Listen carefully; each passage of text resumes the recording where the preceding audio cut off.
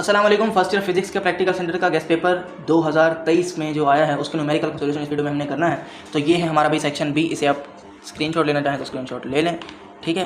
ये section B है, ये बकिया का क्वेश्चन है।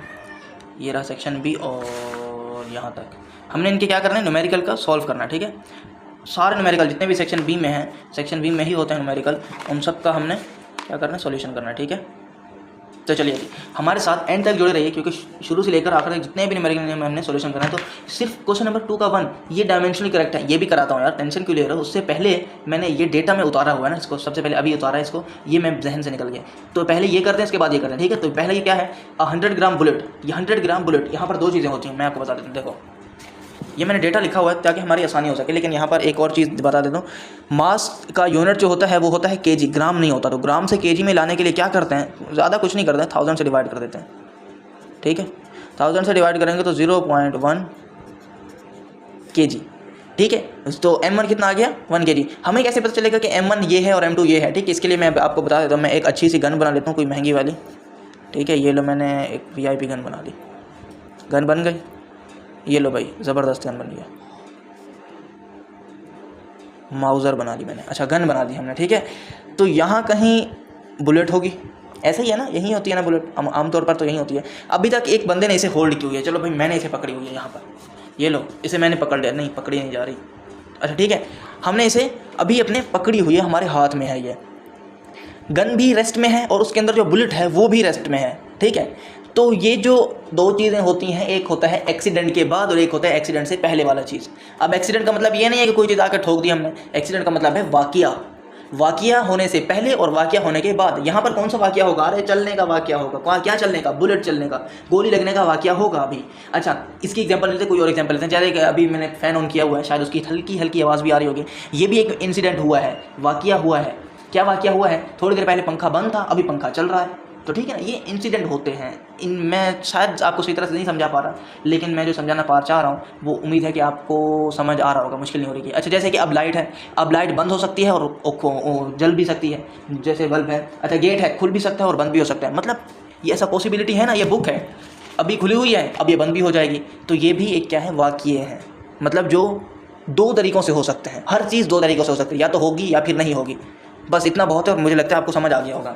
उसी तरह वापस गन पर आते हैं। अभी गन रेस्ट में है, इसको चलाई नहीं है, थोड़ी देर बाद इसको चला देंगे। तो इसका मतलब ये है कि कुछ होगा जो चलने से पहले होगा और जो कुछ होगा वो कुछ होगा जो चलने के बाद होगा। जो चलने से पहले चीज़ें होती हैं वो U1 U2 होती हैं। हो बस इतना ही बताना था, इसके लिए क्या क्या बताने बता दिया। चलने से पहले क्या चीज़ें होती हैं, U1 U2, चलने के बाद क्या होती हैं, V1 V2। इतनी सी तो बात थी यार, क्या घुमा रहा था कब से मैं। अच्छा जी U1 और U2 ज़ीरो हैं, ये गिवन नहीं था, ये मैंने बनाया है। क्यों ज़ीरो होती हैं, क्योंकि चलने से पहले बुलेट भी रेस्ट में है और गन भी रेस्ट में है। U1 बुलेट की वेलोसिटी है और U2 गन की वेलोसिटी है, इसलिए दोनों ज़ीरो हैं। क्यों, क्योंकि दोनों रेस्ट में हैं, यहाँ पर रखी हुई हैं, चली ही नहीं है, इसीलिए ज़ीरो हैं। अब देखते हैं V1 और V2। उसने बोला है बुलेट का जो मास है वो है 100 ग्राम, मतलब कि 0.1 kg, ठीक है। तो 100 ग्राम है, तो आगे यहाँ पर देख लेते हैं। 100 gram bullet is fire from 10 kg। ये अगर M1 होगी तो ये M2 होगा।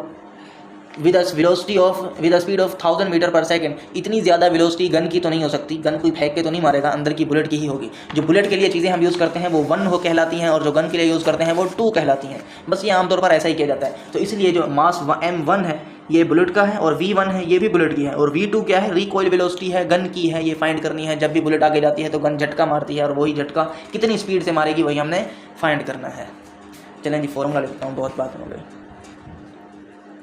M1 U1 plus M2 U2 बराबर है M1 V1 plus M2 V2। Value put करो, आंसर आ जाएगा। देखो U1 की वैल्यू बताओ कितनी है, 0। U2 की वैल्यू 0 है। जब 0 M1 से मल्टीप्लाई होगा तो इसको क्या कर देगा, 0 कर देगा। और जब ये वाला 0 M2 से मल्टीप्लाई होगा तो इसको भी 0 कर देगा। तो मतलब इस पूरी साइड में क्या लिख दूँ, 0 लिख दूँ। यहाँ पर M1 की वैल्यू है 0.1 और V1 की वैल्यू कितनी है, V1 की वैल्यू है 1000, ठीक है। M2 की वैल्यू है 10 और V2 की वैल्यू वही तो फाइंड करनी है, सही है। अब देखो 0, यहाँ तो 0 है, 0.1 जब 1000 से मल्टीप्लाई होगा तो आंसर आएगा 100 और ये होगा 10 V2। हमें V2 को फाइंड करना है। जो चीज़ फाइंड करनी होती है उसे अलग कर देते हैं। अलग करने का ये तरीका है, उसे छुपा देते हैं, बाकी इक्वल टू के उस तरफ फेंक दो। 100 यहाँ प्लस 100 उधर आके माइनस हो जाएगा, ये लो ठीक है। यहाँ पर 10v2 बच जाएगा, हमें v2 चाहिए, v2 के साथ 10 क्या हो रहा है, मल्टीप्लाई हो रहा है, ठीक है। तो क्या करेंगे, इक्वल टू को उस तरफ जाके डिवाइड हो जाएगा, किससे, वहाँ पर जो होगा, वहाँ पर कौन है, माइनस का 100 है, तो ये लो माइनस का 100 से डिवाइड हो गया, तो v2 क्या आ जाएगी, -10 मीटर पर सेकेंड, और यही हमारा आंसर है। उम्मीद है आपको समझ आ गया होगा। अगर समझ नहीं आया तो कमेंट करें, मैं आपको फ़ोन से रिप्लाई दूँगा तो समझा दूँगा। अब हम बढ़ते हैं नेक्स्ट क्वेश्चन की जानिब, जो कि हमारा डायमेंशनली करेक्ट करने वाला क्वेश्चन था। ये है, चलिए भी मैं पहला पार्ट कर देता हूँ। डायमेंशन क्या होती हैं वो भी मैं आपको बता देता हूँ। पहला है, ये है पार्ट, डायमेंशनली प्रूव करना है। ये है t = 2π√m/k। ठीक है भाई, इतना सा क्वेश्चन है। तो ये क्वेश्चन मैं आपके लिए छोड़ता हूँ, इसको आपने खुद से करना है, कोशिश करनी, ट्राई करना है कि आपसे हो सकता है या नहीं। मैं ये यहाँ से दूसरे क्वेश्चन बी से शुरू करता हूँ, ठीक है। बी क्या है, v = f लैम्डा। वेलोसिटी की डायमेंशन क्या होती है, यहाँ तो सॉल्यूशन आप यूँ कर लें या ना भी करें तो मसला नहीं है, v f लैम्डा। यहाँ पर आप क्या कर लें, सबकी डायमेंशंस लिख लें। वेलोसिटी की डायमेंशन होती है L/t, ठीक है, और फ्रीक्वेंसी की होती है t⁻⁻1, ठीक है, और लैम्डा की होती है L। यूँ कर लें। अब क्या करना है, आपने यही सारी डायमेंशन फॉर्मूले में पुट करनी है, जो कि आपको क्वेश्चन दिया गया है। v की जगह क्या लिखेंगे आप, ये लिखेंगे L/t, तो L/t लिखेंगे v की जगह। आगे equal to condition equal to, f की जगह क्या लिखेंगे, f की जगह t-1 लिख दो, ये लो t-1 लिख दिया। अब आगे लैम्डा की जगह क्या लिखोगे, L लिखोगे। दोनों बराबर हैं, बिल्कुल बराबर हैं, नज़र तो नहीं आ रहे, अभी नज़र आ जाएंगे, टेंशन क्यों ले रहे हो। ये लो L लिख दिया मैंने। t क्यों नहीं लिखा, t की पावर कितनी है, -1 है। अगर पावर -1 है, उसे प्लस करना तो क्या करो, इक्वल टू के नीचे भेज दो। दोनों सेम आ गए ना, तो बस सेम आ गए, सेम ही करने से प्रूव हो गया। अच्छा, अगर नीचे माइनस और प्लस करना क्या करो, उसे ऊपर भेजो, तो ये हमारा सवाल भी हो गया। अगर देखो s = VIT + 1/2 AT², c है s = VIT + 1/2 AT²। s की डायमेंशन क्या होती है, लेंथ है, डिस्टेंस, तो इसकी डायमेंशन l होगी। vi का मतलब है कि वेलोसिटी की डायमेंशन अभी मैंने आपको बताई है, L/t होती है, तो L/t। टाइम की डायमेंशन होती है, t होती है। अच्छा, जब भी हम किसी भी इक्वेशन को डायमेंशनली करेक्ट कर रहे होते हैं तो उसमें जो भी कांस्टेंट आ जाए तो उससे हम निगलेक्ट कर देते हैं। जैसे कि 1/2 कांस्टेंट नंबर है ना, 1 2 3 ऐसे, इनको कांस्टेंट कहते हैं। तो ये कांस्टेंट आ जाए तो इनको हम हटा देते हैं, निगलेक्ट कर देते हैं। तो यहाँ पर पहले क्वेश्चन में जो 2π है ना, ये हट जाएगा, ये निगलेक्ट हो जाएगा, ये कांस्टेंट है, ठीक है। तो यहाँ पर 1/2 नहीं लिखेंगे, डायरेक्ट प्लस लिखेंगे। उसके बाद क्या है, a का क्या डायमेंशन होती है, L/t⁻², और t की यहाँ t का स्क्वायर है तो t⁻², ठीक है। अब देखो, ये 2 से ये ख़त्म हो गया, ऊपर नीचे कैंसिल हो गया। उसके बाद इस t से ये t कैंसिल हो गया, है ना, तो ये देखो ना, ये कैंसिल हो रहा है, तो L + L बच गया, और L = 2L। यहाँ L और यहाँ 2L है, तो क्या करें, बराबर आ गए, नहीं है बराबर, अरे बराबर आ गए, कैसे बराबर आ गए, अभी मैंने आपको कहा है कि कांस्टेंट को निगलेक्ट कर देते हैं, तो सेम आ गए ना। बस आखिरी इसके देखते हैं कि इसमें और क्या है, t = 2π√L/g। बस इसके भी आप नहीं करना है, बिल्कुल उसी तरह से ही होगा, बल्कि मैं करा ही देता हूँ सारे क्वेश्चन, आप पे छोड़ दूँ, एक क्वेश्चन छोड़ता है, ठीक है। ये वैसे है क्या, यहाँ से देखो, ये लिखा हुआ है, यहाँ से आपने देखना है, बल्कि नहीं, यहाँ से ही देख लो, ये है t = 2π√L/g d है, t = 2π√L/g, ये L है। डायमेंशन बता दे, जो t की डायमेंशन t ही होती है, 2π निगलेक्ट हो जाएगा क्योंकि ये कांस्टेंट है, कांस्टेंट नहीं आते, और अंडर रूट में L की डायरेक्शन लेंथ है, लेंथ की L ही होती है। g की डायरेक्शन होगी मास में मीटर पर सेकेंड है, तो L/t², ये होगी हमारी g की डायमेंशन। अब मैं आपको कोशिश करता हूँ कि एक मैं आपको वीडियो के एंड में टेबल दे दूंगा जिसमें बहुत सारे क्वांटिटीज़ होंगी जो कि अहम है, t, L, g, s, time, distance, length, height वगैरह की। तो इसमें डायमेंशन आपको याद कर लेना, 10-12 होंगी, तो एग्जाम में बहुत आसानी हो जाएगी। डायमेंशन का सवाल आता है भाई, हर साल आता है। अच्छा, तो मुझे इस तरफ भी t लाना है, बाकी सबको काट देना है, तो किस तरह से करूँगा मैं अभी आपको बता देता हूँ। तो ये देखो, ये L डिवाइड हो रहा है, किससे डिवाइड हो रहा है, L/t से, L/t² से। मैं ऐसा कर सकता हूँ, बिल्कुल कर सकता हूँ, क्यों नहीं कर सकता, तो ये लो कर दिया। अब अच्छा, मैं इसको यूँ भी लिख सकता हूँ क्या, L मल्टीप्लाई हो रहा है t²/L से, ये मैंने क्या कर दिया, अरे ये कर सकते हैं, ये रूल है।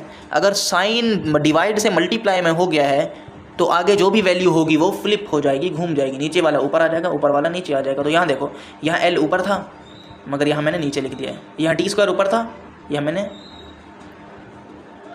t² नीचे था, यहाँ ऊपर लिख दिया, ठीक है। इससे फ़ायदा क्या होगा, इस L से ये L कैंसिल हो जाएगा और यहाँ पर बचेगा सिर्फ टी स्क्वायर, और अगले स्टेप में रूट से स्क्वायर भी कैंसिल हो जाएगा, तो जो कि बचेगा सिर्फ टी, और टी बराबर है टी के, प्रूफ हो गया। ठीक है, तो ये क्वेश्चन भी हो गया। अब बढ़ते हैं क्वेश्चन नंबर 3 की जानिब। अगला क्वेश्चन देखो भी हमारा ये वाला अगला क्वेश्चन, ये तो 100 ग्राम वाला हमने कर लिया था, पहले ही किया है। तो ये देखो 50 ग्राम बुलेट, तो ये बुलेट का वजन है, मतलब M1 है, M1 कितना है 50 ग्राम है, तो यहाँ पर मैंने 50 ग्राम लिख दिया, और 50 ग्राम बराबर होता है 0.5 kg के, ये मैंने आपको बताया हुआ है। अच्छा 0.5 नहीं, हाँ 0.05 kg, ठीक है। तो 50 ग्राम कितने बराबर हो गया, 0.05 kg के बराबर हो गया। इसके बाद देखो आगे हमें दे रहा है इंटू 10 kg ब्लॉक, ये 10 kg क्या चीज़ हो गया, तो ये M2 हो जाएगा। ठीक है, आगे दे रहा है that suspended by long cord so that it can swing a pendulum if the block is displacement so that the center of gravity raised by 10 cm। center of gravity raises मतलब कि ऊपर हो गई है। देखो बुलेट आई गोली में, bullet I block में लगी, ब्लॉक क्या है, रस्सी से बंधा हुआ था, जैसे इसको लगी तो ये थोड़ा सा ऊपर हो गया। ऊपर क्यों हो गया, यूँ रस्सी से बंधा हुआ है, अगर यहाँ पर कोई चीज़ यूँ जाएगी तो ऊपर हो जाएगी ना, ऐसा ही है ना, जो चीज़ रस्सी से बंधी होगी अगर उसे हिलाओ तो वो ऊपर को चली जाती है, ये कुछ यूँ। तो उसी तरह सेंटर ऑफ ग्रेविटी उसका 10 सेंटीमीटर चला गया, मतलब एच क्या होगी, हाइट हो गया 10 सेंटीमीटर हाई हो गया, जो कि 10 सेंटीमीटर को हमने मीटर में कन्वर्ट लाजमी करना है 100 से डिवाइड करके, तो 0.1 मीटर। ये बेसिक यूनिट में हम उन्हें कन्वर्ट कर देते हैं चीज़ों को। ठीक है, तो बोल रहे हैं what is the speed of bullet, bullet की स्पीड है तो इसलिए 1 कहा गया है, वरना V2 कहा जाता, तो V1 हमने फाइंड करनी है, तो वही फॉर्मूला अप्लाई करेंगे, M2 U2, ये U है बराबर है M1 V1 plus M2 V2, ये दोनों ज़ीरो हो जाएंगे।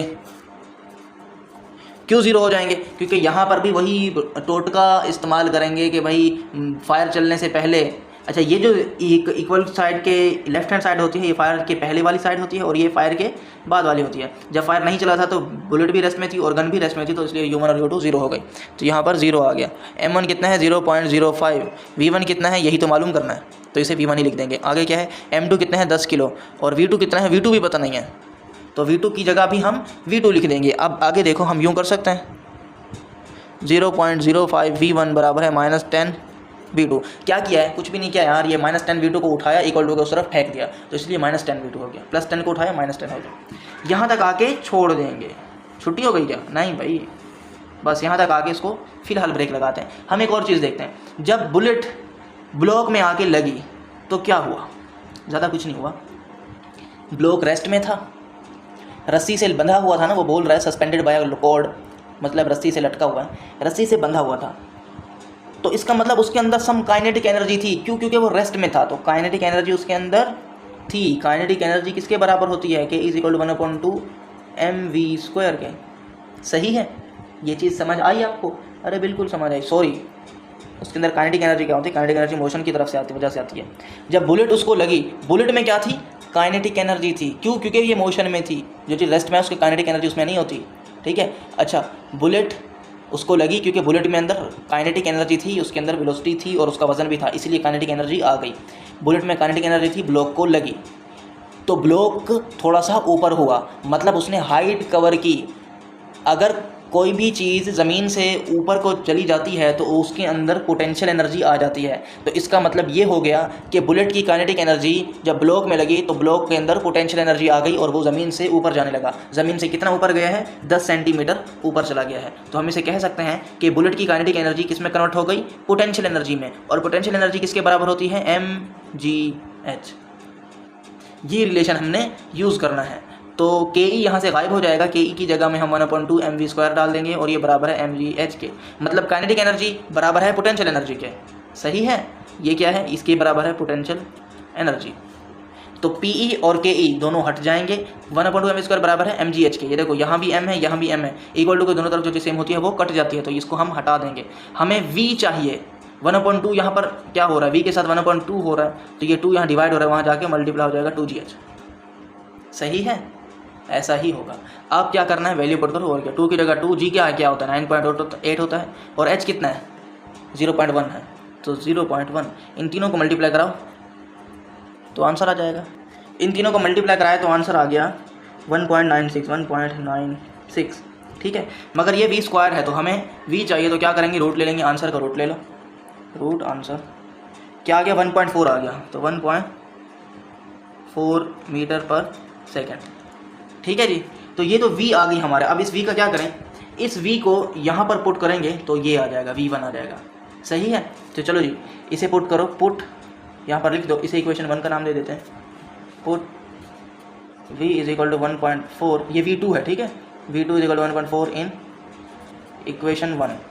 सही है जी। अब मैं इक्वेशन 1 में यहाँ v2 की जगह इसको करा दूंगा तो क्या है 10 से मल्टीप्लाई भी हो जाएगा ये, है ना, यहाँ पर तो 10 है ना, v2 के साथ है। अच्छा तो क्या है भाई 10 मल्टीप्लाई बाय 1.4 था भाई, तो 14 आ गया आंसर, 14 आंसर आ गया। तो मैं यहाँ पर डायरेक्ट 14 लिख दूंगा, 0.05 बराबर है -14 के।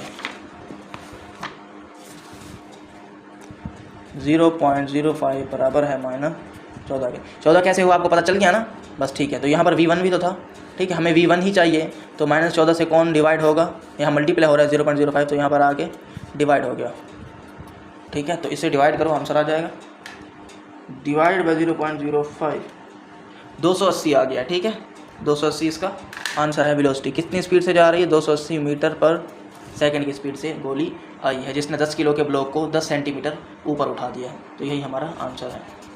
उम्मीद है आपको समझ आ गया होगा। अब हम पढ़ते हैं अगले क्वेश्चन की जानिब।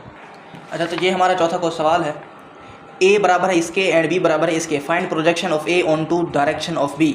हमें प्रोजेक्शन फाइंड करनी है ए की बी पर, बी की सिमत में डायरेक्शन, बी के डायरेक्शन में, ठीक है।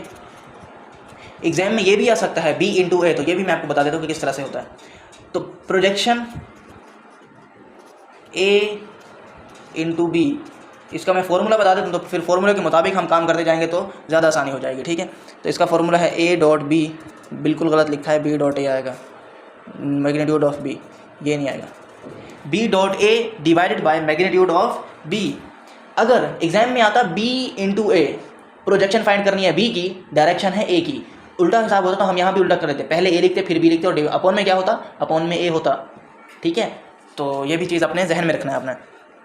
अब हमारे पास ना ही बी डॉट ए है और ना ही मैग्नीट्यूड ऑफ बी है, तो सबसे पहले हम यही फाइंड करेंगे, 4 मैग्नीट्यूड ऑफ बी। ये जो दीवारों लगा के बी लिख देना बीच में कुछ भी लिख दो तो ये मैग्नीट्यूड कहलाता है। तो मैग्नीट्यूड किस तरह से फाइंड करते हैं, ये रूट में ये आई जे के नहीं लिखेंगे, इसके अलावा कुछ भी होगा उनका स्क्वायर कर देंगे और बीच में प्लस का साइन होगा, भले वो माइनस है, हमने प्लस लिखना है, ब्रैकेट में करके लिखो, ठीक है। और के 7 है, हाँ 7 है, इसका स्क्वायर आ जाएगा। अगले स्टेप में 4 का स्क्वायर 16, 4 का स्क्वायर 16, 7 का स्क्वायर 49, इन सबको ऐड करो, मैग्नीट्यूड ऑफ बी आ जाएगा। मैंने इनको स्क्वायर करके इनका रूट लिया है, तो आंसर क्या आ गया है, आंसर आया है 9, ठीक है। तो अब अगला स्टेप क्या होगा हमारा, ये तो हमने फाइंड कर लिया, बी डॉट ए करते हैं। तो सबसे पहले मैं लिखूंगा बी, उसके बाद लिखूंगा ए। यहाँ पर भी ऐसे ही करूँगा, पहले बी की वैल्यू फिर ए की वैल्यू, तो पहले 4i minus 4j plus 7k, bracket में अब डॉट लगाओ, डॉट का मतलब होता है मल्टीप्लाई, क्रॉस नहीं लगा देना, क्रॉस का मतलब अलग हो जाता है। अब क्या आगे i माइनस 2j, मैं उसका बता देता हूँ क्या होता है, i माइनस 2j प्लस के। अगर आपने क्रॉस लगा दिया ना, तो क्रॉस का मतलब ये होता है आप मैट्रिसेस बनाएंगे, ऊपर आई जे के लिखेंगे, फिर आई लिखेंगे, रो गायब करेंगे, पहली रो पहला कॉलम गायब करेंगे, बाद में 4 लिखेंगे, इस तरह से आप मैट्रिसेस सॉल्व करने वाला तरीका है क्रॉस लगाने से। तो डॉट लगाना है तो सीधे सीधे मल्टीप्लाई, और यहाँ पर क्रॉस नहीं होता, फॉर्मूले में भी डॉट ही होता है, ठीक है। तो इसको इससे मल्टीप्लाई कराएंगे, क्या होगा इसमें, आई वाला आई से मल्टीप्लाई होगा, जे वाला जे से मल्टीप्लाई होगा, और के वाला के से मल्टीप्लाई होगा। सिर्फ नंबर मल्टीप्लाई होंगे, आई जे के मल्टीप्लाई नहीं होंगे। बेसिकली वो भी मल्टीप्लाई होते हैं, मगर आई से जब मल्टीप्लाई होता है तो आई स्क्वायर हो जाता है, और आई स्क्वायर 1 के बराबर होता है, तो इसलिए हम उसे लिखते ही नहीं है। तो सीधा सीधा कह देते हैं कि आई जे के मल्टीप्लाई नहीं होते, लेकिन होते हैं, वो 1 हो जाते हैं, वो अलग बहस है। लेकिन आप बस इतना जहन में रख लें कि सिर्फ नंबर से होगा। तो मतलब 4, यहाँ आई के साथ क्या लिखा हुआ है, मुझे तो नज़र आ रहा है, आपको नज़र आ रहा है, बिल्कुल ठीक जवाब, यहाँ 1 लिखा हुआ है, कुछ नहीं होता तो 1 होता, तो 4 1 से होगा तो 4 होगा। तो ये मैं क्यों लिखी, बी डॉट ए बराबर है 4। आगे देखो आई वाला हो गया, अब जे वाला देखो, ये -4 है, ठीक है, साइन के साथ करना है, साइन यहाँ पर नहीं होता, यहाँ पर सारे प्लस होते हैं, मगर यहाँ पर बाकी इसके अलावा बाकी हर जगह माइनस होता है, ये भी माइनस है और ये भी माइनस है, तो माइनस माइनस प्लस, 4 2 8 प्लस का 8, ये भी हो गया, ठीक है। आगे देखो के क्या है, 7 है, और ये भी प्लस का 1 है, तो 7 1 7 प्लस का 7, 7 और 8 15, 15 और 4 कितने होते हैं, 15 और 4 मेरे ख्याल से 19 हो गए, ठीक है, 19 हो गए। अब बी डॉट ए भी आ गया, मैग्नीट्यूड ऑफ बी भी आ गया, तो क्या करना है, इस फॉर्मूले में पुट करो, answer projection of A on to B आ जाएगा, प्रोजेक्शन ए इंटू बी बराबर है बी डॉट ए मतलब 19/9, और यही हमारा आंसर है। चलें जी अब अगले क्वेश्चन की जाने पड़ते हैं। पांचवें न्यूमेरिकल की जानिब आ जाते हैं। इसमें लिखा हुआ है a इसके बराबर है और b इसके बराबर है। फाइंड क्या करना है, प्रोजेक्शन, अरे भाई ये तो कर लिया यार, ये है determine unit vector perpendicular to the plane, a इसके बराबर है और b इसके बराबर है। हमें परपेंडिकुलर प्लेन वाला यूनिट वेक्टर फाइंड करना है, ठीक है, परपेंडिकुलर प्लेन वाला। तो ये जो निशान मैंने बनाया हुआ है उल्टा टी, ये बेसिकली मैंने परपेंडिकुलर लिखा है, मेरे पास जगह बाद नहीं थी, मैंने बाद में इसे गौर किया कि परपेंडिकुलर भी लिखा हुआ है, तो इसलिए मैंने यहाँ पर ये निशान बनाया। इस निशान का मतलब है परपेंडिकुलर, आपने परपेंडिकुलर ही लिखना है, perpendicular unit vector a and b, ठीक है। तो इसके स्टार्ट हम करेंगे मल्टीप्लिकेशन से, वही मल्टीप्लिकेशन जो कि मैं आपको इस पिछले सवाल में आपको बता रहा था। a मल्टीप्लाई बाय b करेंगे सबसे पहले, i j k। सबसे पहले यहाँ पर a वाला कंपोनेंट और उसके बाद b वाला वेक्टर, कंपोनेंट नहीं वेक्टर। a क्या है 2 - 6 - 3 4 3 - 1, ठीक है। ये मैंने क्या लिखे हैं, इनके लिखे हैं जो सीधे सामने साथ नंबर थे ना, इनके साथ i j k के साथ। पहले तो i j k लिख दिया, ये i लिखा हुआ है, i j k लिख दिया, उसके बाद बाकी काम करेंगे। नंबर लिखेंगे, 2 लिख दिया। अब उसके बाद -6 है j के साथ, तो -6 लिख दिया। -3 है तो -3 लिख दिया। अब उसके बाद a हो गया, b की बारी, तो b में भी ऐसा ही करेंगे, ठीक है। अब क्या करेंगे, अब इन्हें सॉल्व करेंगे। सॉल्व करने का ये तरीका है कि i ले लो और 4 डब्बे बना दो, उसके बाद -j ले लो और फिर यूँ डब्बे बना दो, फिर +k ले लो और फिर यूँ बॉक्स बना दो। अब क्या करेंगे, i लिया था ना, ये देखो पहला i है, ये रहा i वाली कॉलम और i वाला रो छुपा दो। छुपा दिया, क्या नज़र आ रहा है, -6 -3 3 -1, यही नज़र आ रहा है ना। तो ये सब कुछ उठा के यहाँ लिख दो, तो -6 -3 यहाँ आएगा, -6 -3, अब 3 -1 3 -1 आ गया। अब j पे आ गए, j वाली रो और j वाला कॉलम छुपा दो, ये लो छुपा दिया। क्या नज़र आ रहा है, हमें नज़र आ रहा है 2 4 -3 -1, तो यहाँ लिख दो 2 4 -3 -1। अब वापस आ जाओ k पे, k वाली रो और k वाला कॉलम छुपा दिया। क्या नज़र आ रहा है 2 4 6 -6 3 2 4 -6 3 हो गया। अब इसके बाद क्या करना है, इसके बाद इनको सॉल्व करना है। कैसे सॉल्व करेंगे, ये आपस में मल्टीप्लाई होंगे, -6 -1 से होगा तो आंसर आएगा 6, और ये आपस में मल्टीप्लाई होंगे, 3 -3 से होगा तो आएगा -9। क्या आंसर आएगा, -9। लेकिन मैंने यहाँ पर क्यों नहीं लिखा, देखो जब ये इससे मल्टीप्लाई हो जाता है ना, लिखना तो बीच में माइनस डाल दिया जाता है। अब उसके बाद जब ये आपस में मल्टीप्लाई होंगे तो यहाँ पर लिख दिया जाता है आगे, लेकिन यहाँ पर मल्टीप्लाई किया तो आंसर आ गया -9, तो ये माइनस पिछले माइनस को प्लस कर देगा, ठीक है। अब -j बिल्कुल इसी तरह से 2 - 1 -2 माइनस डाल दिया करो, आगे देखा जाएगा। 4 3 से होगा तो -12, यहाँ ऑलरेडी माइनस है तो इसे प्लस कर देगा। आगे देखो ये जो k है 2 3 6, 6 के बाद तो माइनस डाल देना, आगे बाद में देखो 6 4 24, लेकिन माइनस का 24, तो ये इसे प्लस कर देगा, ठीक है। अब देखो 6 और 9 15, तो मतलब 15i। अब माइनस का 2 और प्लस का 12 क्या आता है 10 होता है, तो -10j। अंदर 10 बनेंगे ना, ब्रैकेट के अंदर क्या आंसर आएगा 10 आएगा, और बाहर कौन खड़ा हुआ है -j खड़ा हुआ है। -j 10 से मल्टीप्लाई होगा तो -10j। अब उसके बाद ये प्लस है, सारे प्लस है तो प्लस लिख दिया।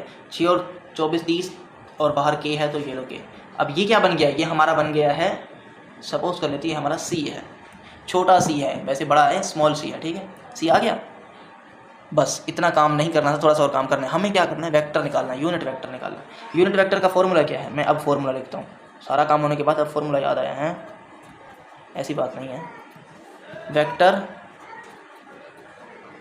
अपॉन मैग्नीट्यूड, ये फॉर्मूला है यूनिट वेक्टर का। तो ऊपर क्या लिखेंगे, वेक्टर। ये लो वेक्टर तो हमने बना लिया, ये वेक्टर है, ठीक है। आई जे के वाला जो भी होता है ना वो वेक्टर कहलाता है, वेक्टर तो बना लिया। अब क्या है, अपॉन इट्स मैग्नीट्यूड, मतलब जो ऊपर वेक्टर हो ना उसी का नीचे मैग्नीट्यूड होना चाहिए। तो मतलब इस सी का हमने मैग्नीट्यूड भी लेना है। तो सी का मैग्नीट्यूड कैसे लेते हैं वो तो मैं आपको सिखा चुका हूँ कि किस तरह से कैसे मैग्नीट्यूड लेते हैं। तो चलिए अब मैग्नीट्यूड लेते हैं कि मैग्नीट्यूड कैसे लेते हैं। किसका मैग्नीट्यूड लेना है, सी का मैग्नीट्यूड लेना है ना। तो मैग्नीट्यूड लेने का ये तरीका है कि ब्रैकेट बना लो, ब्रैकेट नहीं रूट इसे कहते हैं।